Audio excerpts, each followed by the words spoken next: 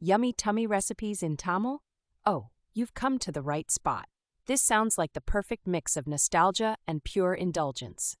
Tamil cuisine is a world where every bite tells a story, filled with bold spices and soul-warming dishes.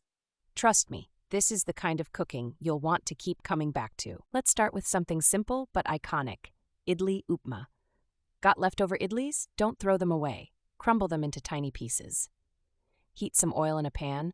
Throw in mustard seeds, curry leaves, green chilies, and onions. Add your idli crumbs and sauté until golden.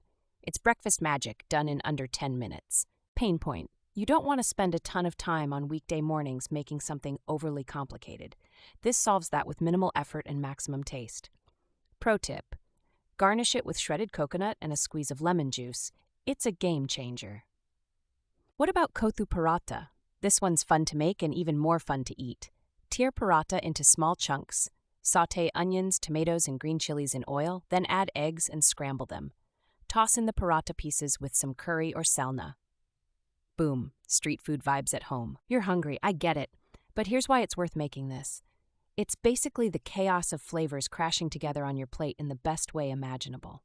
The pain point? Buying paratha. Pro tip: store-bought frozen works great. Just heat it up first. Next, let's talk desserts. Rava Kesari, the OG Tamil sweet. Roast some rava semolina in ghee until fragrant. Add boiling water, then sugar, and mix.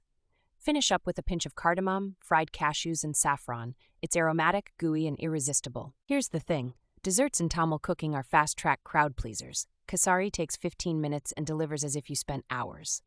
Pain point? Constant stirring. It's required for that perfect texture.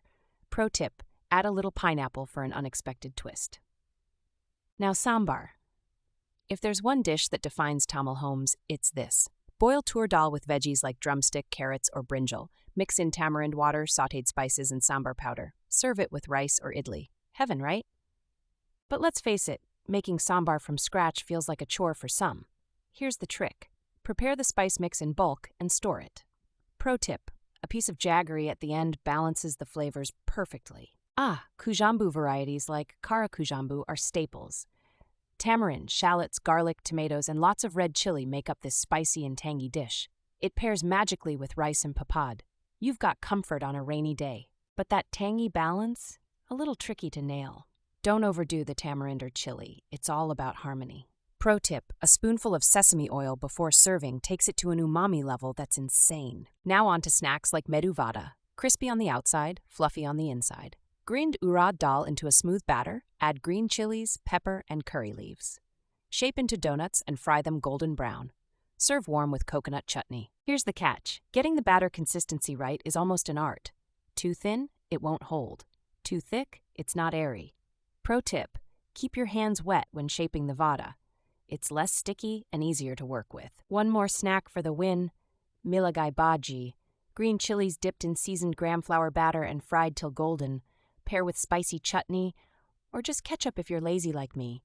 It's the thrill your taste buds crave. But, oh, the intimidation factor. Green chilies? Will it burn my face off? Not if you deseed them first. Pro tip: add a pinch of asafoetida to the batter to boost the flavor profile without overpowering it. Okay, ever heard of Avial? It's like a mixed vegetable medley in a dreamy coconut and curd paste. Carrots, beans, raw banana, everything goes in. Serve it with rice. It's light but filling in a way that feels nourishing. The pain point? Chopping so many veggies. Solution? Pre-prepped packets or frozen mixes work wonders. Pro tip: use fresh coconut and grind it yourself if you can. It makes all the difference in flavor depth. Let's go old school with Pongal. Cook rice and moong dal together. Temper with black pepper, cumin, and lots of ghee. Add cashews and curry leaves for that final flair. It's comfort in a bowl, especially on colder days. But here's the challenge. Bland Pongal is a real thing. Don't skimp on the spices or ghee. Pro tip: use freshly cracked black pepper for an extra burst of smoky aroma that store-bought just can't match. Finally, biryani. Tamil-style Seeraga Samba biryani is aromatic, spicy, and straight-up iconic. Sauté onions, tomatoes, and mutton or chicken with masala and curd. Add Seeraga Samba rice, water, and cook to tender, fragrant perfection. Pain point? It takes patience. But once cooked, it's worth every second. Pro tip: always let the rice rest for 10 minutes before fluffing. It keeps the grains intact and evenly flavored.